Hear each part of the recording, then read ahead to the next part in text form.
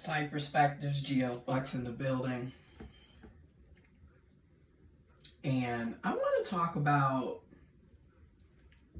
the economy, the job market, poverty, all around. First of all, so many people are living paycheck to paycheck.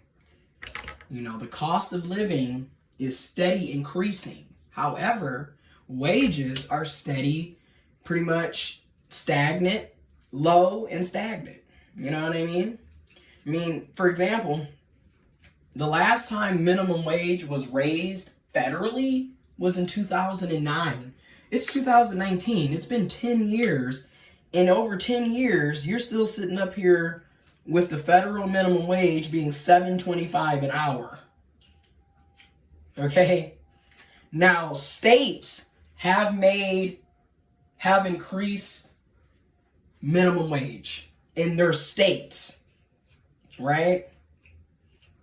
But there's a saying, until the federal government makes a move, states can pretty much stay at $7.25 or hover above $7.25. So in Michigan, minimum wage is, I believe, $10.10 an hour, which is still poverty.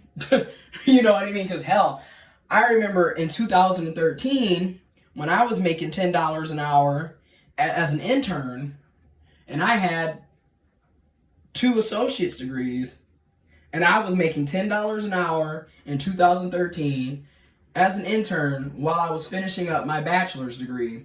And I worked that internship for 4.5 months, almost 5 months.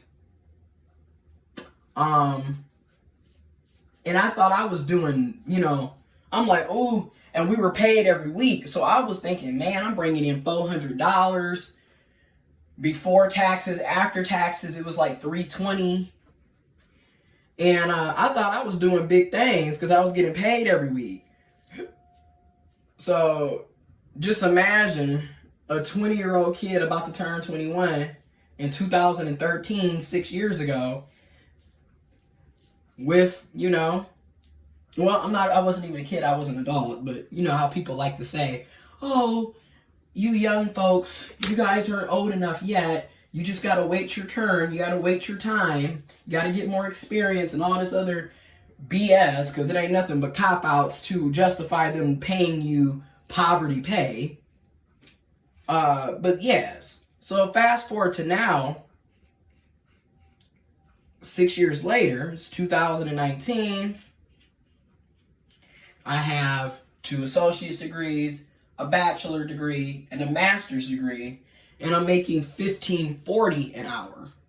So you mean to tell me in a 6-year span, I only got a $5.40 raise, even though I've got an additional 6 years of experience, even though I have 2 more degrees, a bachelor's and a master's? That's a slap in the face. People don't go to college to make $14 or $15 an hour. They don't. And then on top of that, the cost of living is steady increasing. Like, seriously, the cost of living is way more than it was in 2013. It's way more than it was in 2009 when the federal government increased minimum wage to $7.25. And then because I went to college, and so many of us went to college, we have massive student loan debt. Okay, I got an email last week, which I'm gonna take care of all that this week. Or this weekend, I should say. I got an email last week letting me know that my income-driven repayment plan for my student loans, the renewal is coming up in November. Well, guess what? It's November. And if I don't submit my current pay stubs, I can go from paying $0 a month to $489 a month on my student loan. So you got to ask yourself, how is someone supposed to be paying $489 a month for student loans and still rent, mortgage, gas, food, utilities, other responsibilities. Say if you have children, you're really screwed if you have children. Thankfully for me, I avoided that because I knew off rip from my own childhood experiences, you have no business having kids when 1, you're not in a committed relationship, 2, you're not financially stable, 3, you're not mentally stable. Because all you finna do is have kids being raised in dysfunctional ass environments and have them going through unnecessary struggles that's unnecessary. And it's very, in my opinion, it's very selfish to be sitting up having kids knowing you can't provide for them. So, and a lot of y'all do that. Okay, I'm just being honest. Y'all glorify being deadbeats. Anyways, so you got that. Okay? Then you have these jobs. It doesn't make sense. I work for a corporation. This is corporate America. I don't understand how all my years of living, we were told specifically you want to get a white collar job, hence why you need to go to college so you can get a decent paying career, when in reality, a lot of us went to college and we didn't get this decent paying careers. We just got student loan debt, years of our lives wasted, and we're working in jobs that don't require our degrees or they don't pay us shit. I'm just trying to figure this out. I work for a corporation that's constantly bragging about how they are closing $10 billion every month, yet you're paying your employees poverty pay. And a lot of your employees are literally living paycheck to paycheck. I don't really see how any of that is okay. And this is why, when UAW was striking, I was in full support for various reasons. Number one, I'm from Flint, Michigan. I live in Flint, Michigan, born and raised, and I still live here. I grew up in a union family, okay? From Teamsters to UAW to teacher unions, etc. We are union strong here. And the reason why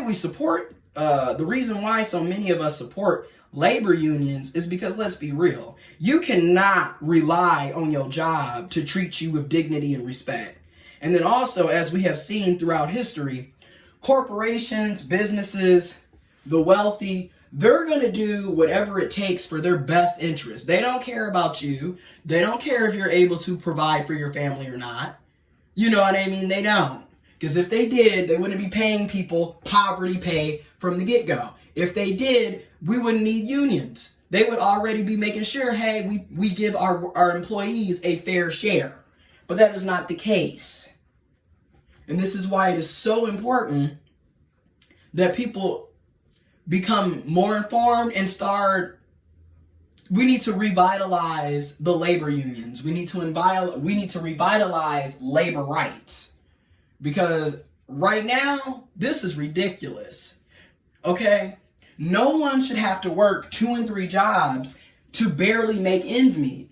So many of us are doing 2 and 3 jobs and side hustles because our main job, our day jobs do not pay us a living wage. So we have to go and have side hustles. We have to go and do all this extra stuff that previous generations did not have to do. Because when I think about the baby boomers, let's be real. You're talking about a generation of people that could be high school dropouts and still have a decent living. Where today, you've got millennials, you got Gen Xers, you got Gen Zers who have way more education than baby boomers, have way more experiences, and they're well-diverse experience, well-rounded experiences. And guess what? We're not making anything. We're just literally living to pay bills at this point, man. And and that's what I mean by, are you living? Because there's a big difference between living and surviving. And a lot of us are merely surviving.